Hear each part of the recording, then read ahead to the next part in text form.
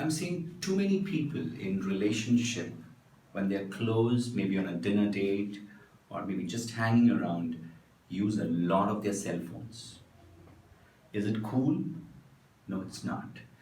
Because in that moment, when you're supposed to pay attention fully and totally to one person and be fully aware of that moment and enjoy the blissfulness of togetherness and intimacy, you just diverted a part of your attention, the most important one, on the cell phone, attending to something, attending to somebody else, whereas this person over here is feeling very lonely. What should you do? Shut off that cell phone and give full attention to the one who is really close to you, who's really dear to you, and who's very important to you. Never make that person lonely, especially in your presence. I was reading some survey and I found out 73% of people cannot let go of the cell phone of more than a distance of 5 feet from them. We learned that people take the cell phone inside their washrooms. This is insane. What kind of an addiction is this? This is a new habitual behavior which we are seeing in this digital era, which is creeping in loneliness amongst families and couples. This couple wrote to me. I was doing this one-on-one session on Skype. This couple wrote to me and they were from Hong Kong, and they're like, they suffer in bedroom relation because both of them regularly are using cell phones and handling office work. There is a time for everything, and I want you to make that time for your own loved ones. What is happening in the bedroom is very important because that's building greater relationships amongst family. Children watch that and they grow into future citizens who will build stronger families or weaker foundations. They would be the foundations and the basis of corporate world. What happens 9 to 6 is office job, but what happens from 6 to 9 is also very important in personal life, because what happens in personal life plays an equal card even back then in office. So everyone is more or less distracted, disturbed, or impatient, which is why they quickly would grab onto their cell phone. And so you find people just standing simply. Very rarely we find people able to stand alone and introspect inside. They would quickly pick up their cell phone and get there. Doing things, I don't know if it's really important and if that could have been held back for some more time. Everything is said and done, okay, but if that's affecting human relationships, if that's affecting relations between couples, if that's affecting relationship between husbands and wives, there's something that has to be done about it.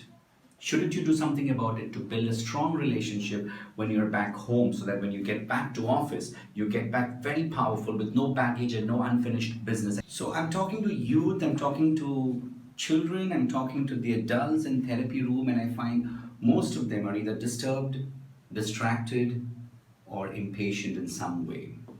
The ability to stay alone, focusing on internal matters, is weaker today. And so they soon shift to the external, a cell phone, a television, or something. Now that's all okay, but what I'm saying, if that is going to affect human relationships back home with your girlfriend, your boyfriend, your spouse, your husband, your wife, now that's not cool. Because if your bedroom relationship is weak, I'm telling you, your boardroom relations will break. If your bedroom relations are weak, your boardroom relations will break. Whatever you do in the boardroom to mend it will always be a bit shaken if your bedroom relations are weaker, because deep inside there is something there which holds on to your emotional connect, which holds on to the breed of your existence. So here's what I'm saying: ditch the cell phone for some time, get into the bedroom, get into a whole body hug with your partner, breathe in sync, see what happens. Ask the partner, ask your partner, what does love seem like? Ask your partner, how would we continue loving, and what is the meaning of love, and what's the whole purpose that we've been together? See what seems right in that moment. And no matter whatever seems right, express it non-verbally. Allow yourself in that moment to just breathe, to live, and to express whatever you want, in whichever way you want. Maybe by just holding, or by a gentle stroke, maybe a gentle kiss, no matter what. But allow yourself to flow in that moment. Make a commitment of everlasting relationship. Be fully present in that moment. See what it takes to be in that moment when you are disconnected from everything. A moment of serene space for your own growth of relationships and upbringing with your partner. And I'm telling you, this is going to nurture so much, because when the whole world stands against you, you may have a few relations which will stand with you. And by far, that's going to be the best relationship. When you're with your cell phone, when you're with some other distraction in a relationship, there is lack of awareness, there is lack of mindfulness, and in the lack of mindfulness, there is a huge loss of communication. It takes an effort to be fully present with your partner and not easily shift onto your cell phone. When you do that, there's going to be something very important. The woman will know it.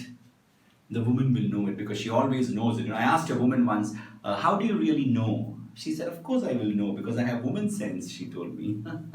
Woman sense, the power, the core of intuition. Woman sense. When you're able to give full attention to a relationship, whether you're a boy or a girl, a man or a woman or a lady or a husband or a wife, no matter which role you're playing in that relationship, when you're being able to give full attention, you reach a state of mindfulness in relationship. There is no loss of communication. In no loss of communication, you will be able to detect the minute emotional change which happens in the partner. You know, sometimes the husband comes to me in a therapy room during marriage counseling and he tells me, I had no clue she was unhappy. I'm like, yeah, you never had the clue because you never paid full attention. The wife comes and tells me, I never even doubted him to have another relationship. I'm saying you never doubted because you never paid full attention. If you give full attention to the relationship, you are able to pick up the minute information, the nano information which happens in nanoseconds of time, the micro expressions in relationships. You'll be able to pick up. You'll be able to pick up those micro expressions, my friends. You'll be able to pick up those micro expressions when you are fully present in the relationship. When you're fully open in the relationship, take the hands of your partner, look deep into their eyes and ask, how can I be more honest with you? How can I be more vulnerable, more open, fully present with you in this moment?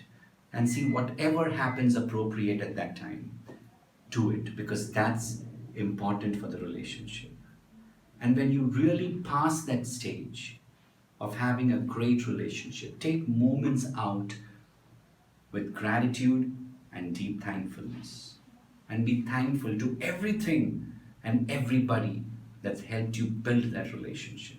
It's a conscious choice to fully pay attention to your partner in that relationship. If you just liked what you saw, hit the like button right now. And if you want to see more of such interesting videos, subscribe to our channel and keep the notification on. Write to me in the comment section and let us know what is that you want to hear more on the immense and infinite possibilities of the human mind. Up until the next time,